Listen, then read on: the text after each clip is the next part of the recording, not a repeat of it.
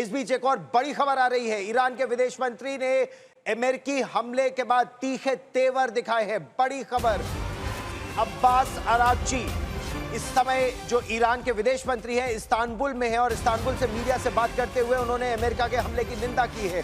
उन्होंने कहा है, बड़ा बयान दिया है सुमित। बिल्कुल, उन्होंने कहा है कि रूस ईरान का रणनीतिक साझीदार है और वो कल मॉस्को जाएंगे जहां वो राष्ट्रपति पुतिन से विचार विमर्श करेंगे। उन्होंने ये भी कहा है कि अमेरिका ने ईरान के शांतिपूर्ण एटमी ठिकानों पर जिस तरीके से बार-बार हमला किया है ये भी गलत उन्होंने ठहरा। अरागची ने यह भी कहा है कि अब कूटनीति की बात करना बेईमानी हो गया है गौरव, क्योंकि इस समय ईरान के विदेश मंत्री अरागची का कहना है कि अपने अधिकारों के आधार पर हमें जवाब देना है। अरागची ने कहा है कि कूटनीति के दरवाजे हमेशा खुले रहने चाहिए, इसमें दो राय नहीं, लेकिन अभी कूटनीति का समय नहीं है।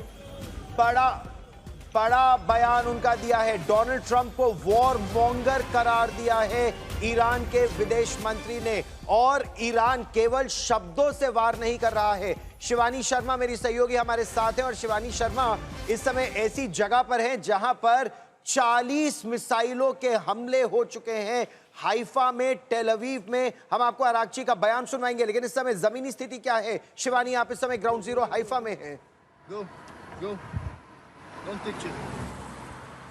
देखिए गौरव, मैं आपको बता दूं कि हाइफा का इलाका है, ये वो पोर्ट का इलाका है जहां पर पिछले कई दिनों से इस तरह की खबरें आ रही थी कि इस पोर्ट के इलाके पे ऑयल रिफाइनरी में आग लगी है और इस इलाके में आज भी कुछ भयानक मिसाइलों के गिरने की खबरें आई हैं। और हाइफा से मैं कुछ तस्वीरें आपको दिखा रही थी इससे पहले, जहाँ पर कुछ इमारतें हैं, रिहायशी इमारतें हैं, उनको भी यहाँ पर नुकसान इलाका है। यहाँ पर की भी पोर्ट है और दूसरी रिफाइनरीज यहाँ पर मौजूद है।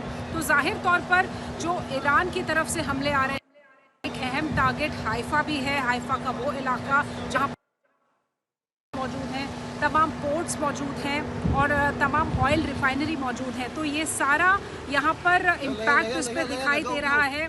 और यहाँ पर आप देखिए कि किस तरह से पूरी मनाही है कि लोगों को बाहर नहीं निकलना है। बिल्कुल शिवानी, आप बिल्कुल रिपोर्ट करते भी रहिए और रिपोर्ट भी करते रहिए, बताते रहिए कि आखिरकार इस समय क्या ताज़ा हालात है।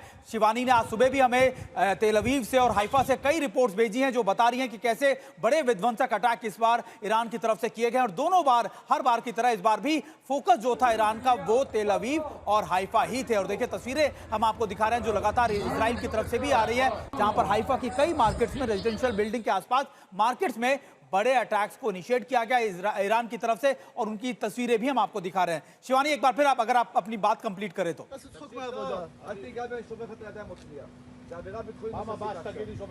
देखिए सुमित, मैं आपको बता रही थी कि यहाँ पर तमाम ऐसी बिल्डिंग्स हैं जहाँ पर अटैक्स हुए हैं और उन पर इम्पैक्ट हुआ है। और ये जो हाइफा का इलाका है बहुत इलाका है, यहाँ पर भी इस तरह के इम्पैक्ट दिखाई देते हैं और लगातार जो लोग हैं उनको ये कहा जा रहा है कि वो प्रोटेक्टेड एरियाज में रहें, शेल्टर्स में रहें, बाहर ना निकलें, लिमिटेड एक्सेस है उनको, प्रोटेक्टेड एरियाज में रहें।